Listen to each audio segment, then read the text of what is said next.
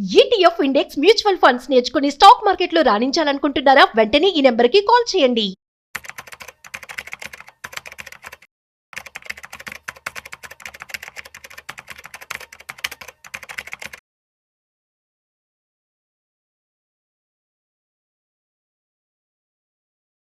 Sir నమస్తే sir. నమస్తే అండి. ఎస్.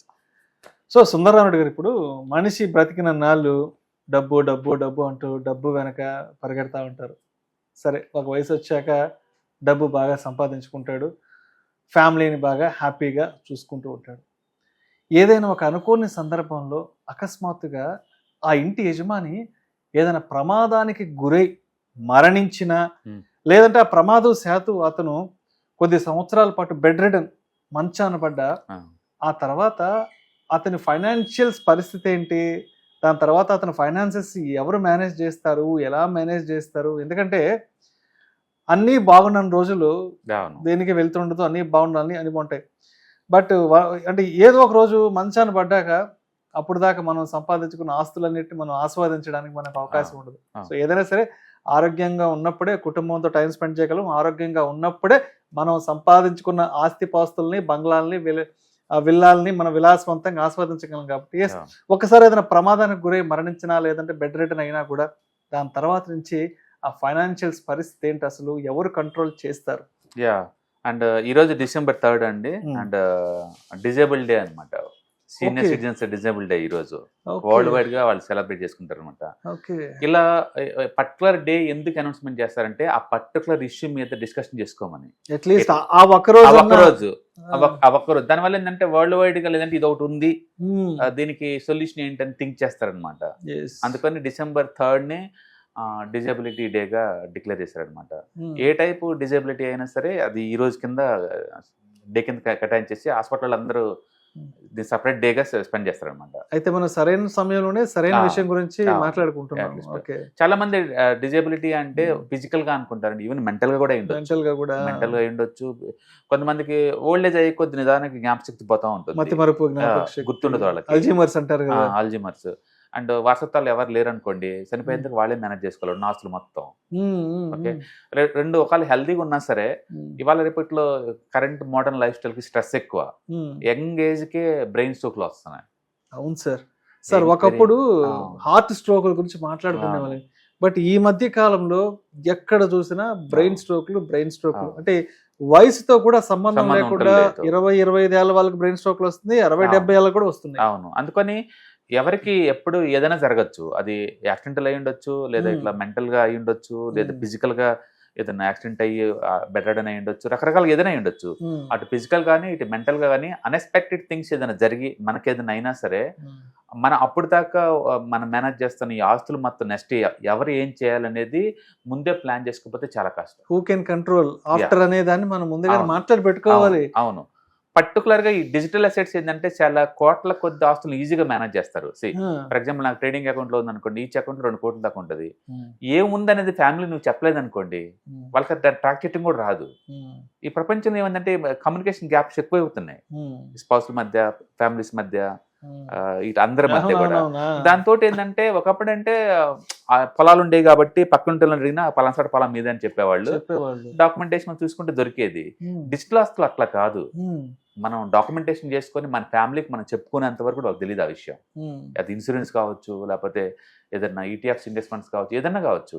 అందుకని మోడర్న్ ఏజ్ లో ప్రతి ఒక్కళ్ళు సింప్లిఫైగా మీ ఆస్తులు మొత్తాన్ని ఒక డాక్యుమెంట్ చేసుకోండి. ఎగ్జాంపుల్ ఇప్పుడు నేను ఒకటి ఇస్తున్నా చూడండి, మీకు ల్యాండ్ ఉంది అనుకోండి, ల్యాండ్ ద రిజిస్ట్రేషన్ నెంబర్ ఎంత, ఎక్కడ ఉంది, అది రిలవెంట్ ఫోన్ నెంబర్ ఏరియా కింద వస్తుంది.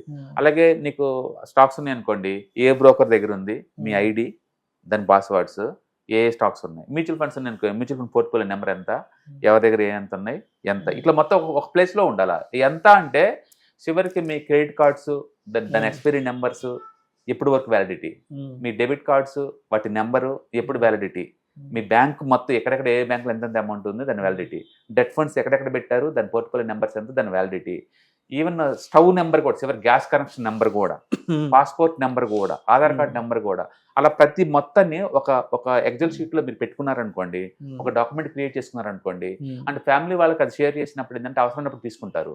ఇవాళ గవర్నమెంట్ డిజి లాకర్స్ అని పెట్టారు కదా, అలాంటి సార్ కూడా స్టోర్ చేసుకోవచ్చు. మొత్తానికి మనకు సంబంధించిన డాక్యుమెంట్ మొత్తం ఒకే ప్లేస్ లో ఉంటే ఏదన్నా జరిగితే దాన్ని రివైవ్ చేయడం చాలా ఈజీ అవుద్ది. సొంతంగా డాక్యుమెంట్స్ లేకుండా ఎత్తుకోవడం చాలా కష్టం. బట్ ఈ డాక్యుమెంటేషన్ అంటే చాలా ఈజీ అనమాట. సో కాబట్టి తక్కువలో తక్కువ అంటే ప్రతి ఒక్కళ్ళు ఎవరైతే డిజిటల్ అసెట్స్ మేనేజ్ చేస్తారో ఒక ఎక్సెల్ షీట్ లో పెట్టుకొని మొత్తం డాక్యుమెంట్ చేసుకుని ఒక ప్లేస్ లో, లేకపోతే నెక్స్ట్ వాళ్ళు సఫర్ అవుతారు మొత్తం ఎక్కడెక్కడ ఏమైనా ఎత్తుకోవాలనుకుంటే. అండ్ రెండోది, మనం ఒకవేళ అలా చేసినా సరే, అందుకనే ఈ బెటర్ వే ఏంటంటే లీగల్ వేలో మేనేజ్ చేయాలనుకుంటే పవర్ ఆఫ్ అటర్నరీ ఉంటుంది, POA. అవును sir. Power of attorney official గా ఇంట్లో వాళ్ళకి ఎవరికొకరు ఇచ్చామనుకోండి, మనకి ఏమైనా సరే లీగల్ గా వాళ్ళు హ్యాండిల్ చేసుకుంటారు. బట్ వాళ్ళు చేయాలని సరే వాళ్ళు తెలిసిన కదా డాక్యుమెంటేషన్, ఎక్కడెక్కడ ఏమన్నా తెలియాలి కదా వాళ్ళకి. అందుకని ప్రతి ఫ్యామిలీ వాళ్ళు కంపల్సరీ మీకున్న అసెట్స్ మొత్తాన్ని డాక్యుమెంటేషన్ చేసేసి ఒకసారి పెట్టుకోవడం వల్ల ఏంటంటే ఫ్యామిలీ వాళ్ళందరూ తెలియటం అంటే వాళ్ళు ఈజీగా ట్రాక్ చేయగలుగుతారు. ఓకే, అందులో మీరు ఎవరికైతే పవర్ ఆఫ్ అటర్నరీ ఇచ్చారో వాళ్ళు మేనేజ్ చేయగలుగుతారు. అంటే పవర్ ఆఫ్ అటర్నరీ కన్నా ఇంకా బెస్ట్ ఏంటంటే ఫ్యామిలీ ఆఫీస్ ఒకటి క్రియేట్ చేసుకోవటం అనమాట. ఫ్యామిలీ ఆఫీస్ ఇలా రిపోర్ట్లో HUF ఫండ్స్ క్రియేట్ చేసుకుంటున్నారు అందరూ. దానివల్ల ఏంటంటే ట్యాక్సేషన్ ఈజీ అయిపోద్ది అనమాట. మామూలుగా అయితే వైఫ్ సపరేట్ గా, హస్బెండ్ సపరేట్ గా ట్యాక్స్ కట్టే బదులు ఇంటి మొత్తాన్ని కలిపేసి ఒక అన్డివైడెడ్ ఫ్యామిలీగా ఒక క్రియేట్ చేశారనుకోండి, అప్పుడు ఏంటంటే ఎక్స్పెండిచర్ ఈజీ క్లైమ్ చేయొచ్చు అనమాట అది. కాబట్టి ఫ్యామిలీ ఆఫీస్ ఒకటి క్రియేట్ చేసుకోవడం ఒకటి, లేదా మన అకౌంట్ ఏదైనా ఇన్యాక్టివ్గా అనుకుంటే 6 నెలల తర్వాత ఆటోమేటిక్గా కోర్టు వాళ్ళు ఒక పర్సన్ అపాయింట్మెంట్ చేసి మెయింటైన్ చేసేలాగా అలా కూడా పెట్టుకోవచ్చు అనమాట. మనం ఏదైనా సరే అసెట్ కనుక మనం మేనేజ్ చేయలేకపోతాం అనుకోండి, సడన్ గా 6 నెలలు ఇన్యాక్టివేట్ అయిపోయినాయి అనుకోండి, అప్పుడు గవర్నమెంట్ ఇంటర్ఫియరెన్స్ అవుతుంది అనమాట. అవి వాళ్ళు లాయర్ని పెడతారు. బట్ అది పెద్ద ప్రొసీజర్, అదంతా అది ఇట్ టేక్ 6 months టైం అనమాట. బెస్ట్ ఏంటంటే మనకి వారసులు ఉన్నారు అనుకున్నప్పుడు అంటే POA ఫామ్ ఇచ్చేసేయండి, లేదా Hindu undivided family trust create చేసుకోండి, అది మెయింటైన్ చేస్తూ ఉంటుంది అనమాట. సో అదంత వరకు ఆస్తులు మొత్తం ఆటోమేషన్ చేయటం, మనం ఉన్నా లేకపోయినా ఆటోమేటిక్గా వచ్చేలాగా, లేదా మనకున్న నెక్స్ట్ వారసుని సెలెక్ట్ చేసుకుని వాటిని ముందు ట్రైన్ చేసేసి వాళ్ళకి హ్యాండిల్ చేయడం బెటర్ అనమాట. దాన్ని ఎస్టేట్ మేనేజ్మెంట్ అంటారు. అందుకని ఎప్పుడైనా ఒక ఏజ్ ఒక 45 లోపు మనం ఎంటర్ అవుతున్నామంటే మీ ఫ్యామిలీలో ఎవరికొకరు మీరు ట్రైన్ చేసుకోవడం బెటర్, స్పౌస్ కావచ్చు, కిడ్స్ కావచ్చు. అంటే POA ఇచ్చుకొని ముందే పెట్టుకోవడం బెటర్ అనమాట. లేదా నీ పాస్వర్డ్స్ తెలిస్తే ముందుగా వాళ్ళ ఫ్యామిలీ వాళ్ళే తీసేసుకుంటారు అది ఈజీగా. నా బ్యాంక్ అకౌంట్లో ఒక 5 లక్షలు ఉన్నాయనుకోండి, స్పౌస్కి తెలిసిన పాస్వర్డ్ ఆమె అకౌంట్లో వేసుకుంటుంది మనకి ఏమైనా సరే. ఎందుకంటే మనం ఏదైనా బెడ్ మీద పడ్డా మనకు అర్జెంట్ డబ్బులు కావాలి కదా, ఎమర్జెన్సీ ఫండ్స్ ఎలా ఉన్నా ట్రాక్ వాళ్ళకి తీయాలి కదా. అందుకని ప్రతి ఒక్కళ్ళు కూడా ఫ్యామిలీలో ఒక యూనిట్ లాగా థింక్ చేయాలి. అండ్ ఫ్యామిలీతో మీరు షేర్ చేసుకోవాలి, మొత్తం ఒకే ఎపిసోడ్ డాక్యుమెంట్ చేసుకోండి. అండ్ లీగల్గా పోవాలంటే మాత్రం POA ఇవ్వాలి ఖచ్చితంగా. ఎవరికొకరు ఇస్తే వాళ్ళు హ్యాండిల్ చేసుకుంటారు అనమాట. ఎందుకంటే మ్యూచువల్ ఫండ్స్ ఇవి ఏదైనా రిడమ్షన్ అయ్యి వాళ్ళకి తెలియదు కదా ఏమున్నాయో కూడా, పేర్లు కూడా కనీసం. అందుకని POA ఇస్తే లీగల్గా వాళ్ళు ట్రీట్ చేయగలుగుతారు, అది అఫీషియల్ రూట్. అండ్ రెండోది ఏమో ఫ్యామిలీ ట్రస్ట్ క్రియేట్ చేసుకోవటం అనేది రెండో రూట్. అండ్ మూడోది ఏంటంటే కోర్టు ద్వారా అపాయింట్మెంట్ అయ్యే అతను వాళ్ళే చూసుకోవటం అనేది మూడో పద్ధతి అనమాట. ఇందులో ఏదో ఒకటి చూసుకోండి. అంటే చాలా మంది సింపుల్గా విల్ రాసేస్తారు, ఆ విల్ రాసిన విషయం కూడా అవతల చెప్పరు. అలా ఉండకూడదండి. Estate management separate subject personal finance. అంటే మన తర్వాత మన వారసత్వంగా ఎవరు చూసుకుంటున్నారు ఇవన్నీ అనమాట.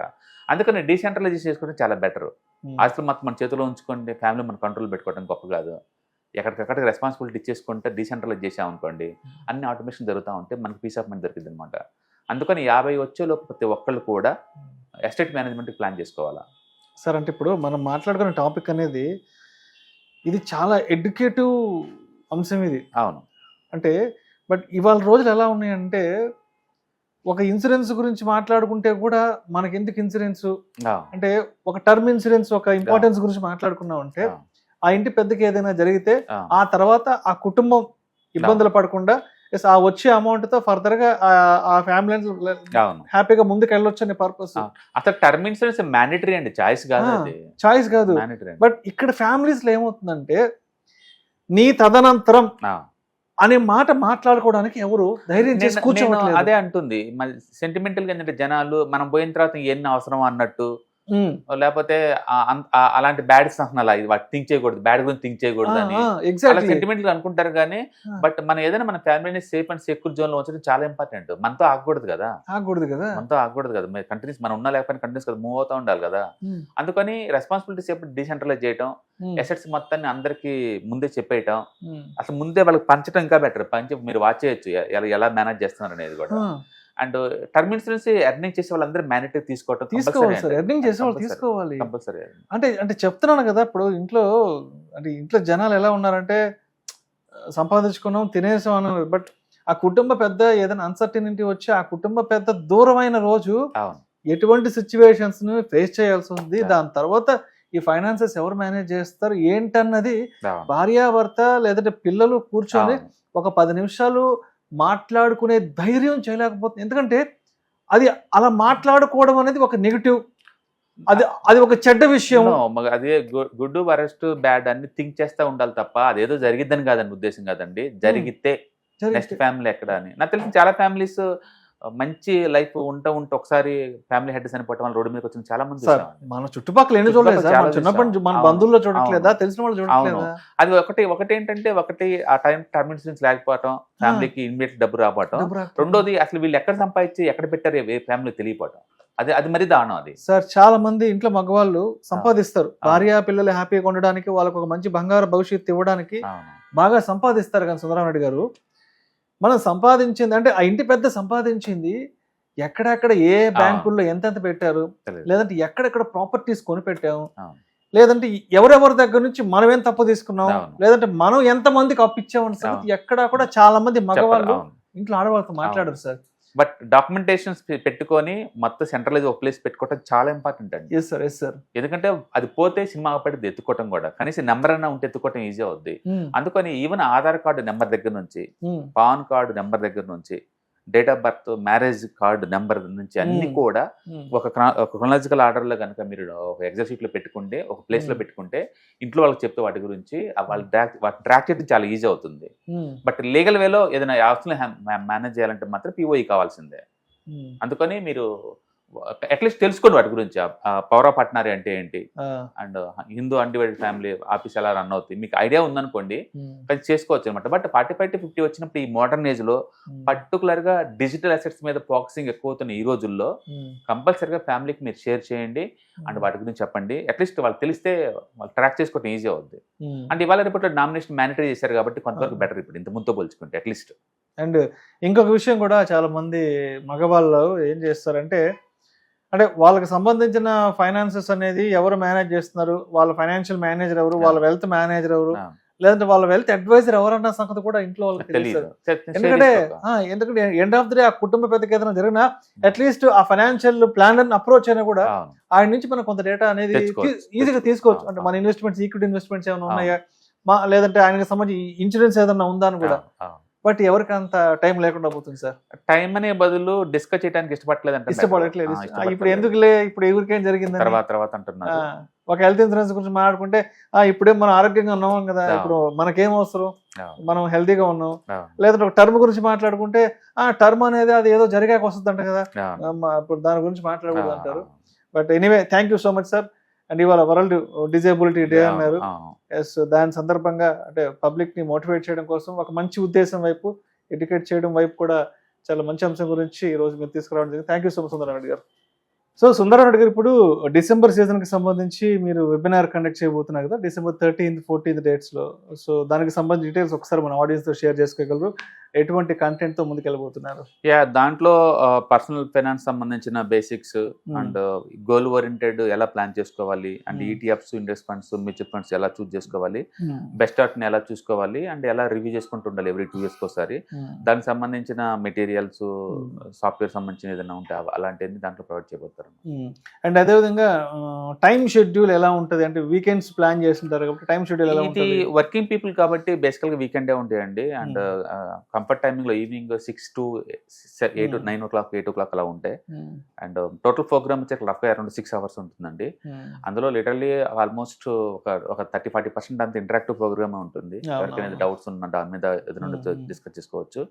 అలాగే NSE లో సోర్సెస్ ఎక్కడెక్కడ మనం సెర్చ్ చేసుకోవాలి, అండ్ మోస్ట్ అథెంటికేటివ్ వెబ్సైట్లు ఎక్కడెక్కడ మన డేటాను ట్రాక్ చేసుకోవాలనేది యూజర్ దొరికిద్ది అనమాట. బేసికల్ స్టాక్ మార్కెట్ అనగానే చాలా మంది భయపడతారు, మనకు తెలియనియరే కదా అని చెప్పేసి. ఎవరైనా ఒక పెద్ద మొత్తంలో అమౌంట్ పెడుతుంటే 10 లక్షలు 20 లక్షలు లాంటివి తెలియనియరాలు పెట్టినప్పుడు ఒకళ్ళ మీద డిపెండ్ అయ్యి మనం ఎంతకాలం పెట్టలేము, అక్కడ మేనేజ్ చేయడం కష్టం అవుతుంది అనమాట. కాబట్టి నాలెడ్జ్ పెంచుకుంటే ఆ ఏరియాలో ఆపరేట్ చేయడం ఈజీ అయిపోద్ది, ఎందుకంటే బ్యాక్గ్రౌండ్లో ఏం జరుగుతుందో తెలుస్తుంది. ఈక్విటీ అనగానే వాలటిలిటీ అనగానే ఇంకా భయం వస్తుంది, ఏ రోజు కారో చూసుకుంటారు కాబట్టి. మనం ఏదైనా రియల్ ఎస్టేట్ గోల్డ్ తీసుకున్నప్పుడు ఎవ్రీడే అలా ట్రాక్ చేయం, ఆ ఎసెట్ ఆడ పడిందని వదిలేస్తాం, కాబట్టి మనకు పీస్ ఆఫ్ మైండ్ దొరికింది. బట్ ఈక్విటీ అలా కాదు, ఎందుకంటే లైవ్లో కోడ్స్ కనపడతా ఉంటాయి కాబట్టి ఎప్పుడైనా అది మైనస్లో కనపడింది అనుకోండి చివుక్కుమంటది, తప్పు చేసాము అని ఫీలింగ్ వద్దనమాట. దాని నేచర్ అదే అనే విషయం వాళ్ళకి తెలియదు. ఎప్పుడైతే నాలెడ్జ్ ఉందో వీటి గురించి ఆ ఫియర్ పోద్ది అనమాట. కాబట్టి ఇలాంటి వెబినార్స్ అటెండ్ అవటం వల్ల మనకి మైండ్ మెచ్యూర్డ్ అవుతుంది, అండ్ మార్కెట్లో ఏది నార్మల్ ఏది అబ్నార్మల్ అర్థం అవుతుంది, రియలిస్టిక్ ఎక్స్పెక్టేషన్ ఎంత పెట్టుకోవచ్చో మనకు అర్థం అవుతుంది, అంటే టిప్స్ని ఎంతవరకు నమ్మచ్చు నమ్మకూడదు మనకు క్లారిటీ వస్తుంది అనమాట. సో నాలెడ్జ్ అనేది ఫౌండేషన్, బేసికల్గా మనం దాని మీద మనం ఎంత చేసుకోవచ్చు. అయితే ఇప్పుడు మీరు ఇన్స్టిట్యూట్లో స్టాక్ మార్కెట్కి సంబంధించిన ట్రైనింగ్ ఇస్తుంటారు. అవును. బట్ ఇలాంటి వెబినార్స్కి వచ్చేటప్పటికే మీరు ఈటీఎఫ్లు ఇండెక్స్ ఫండ్స్ చెప్తుంటారు. అవును. ఎందుకంటారు అక్కడ అలా ఇక్కడ ఎలా? నో, అది స్పెక్యులేషన్ అండి. స్పెక్యులేషన్ అనేది hard core, and students laptop ముందు వేసుకొని వేల కొద్ది చార్ట్స్ అనలైజ్ చేస్తే వచ్చే స్కిల్ అది.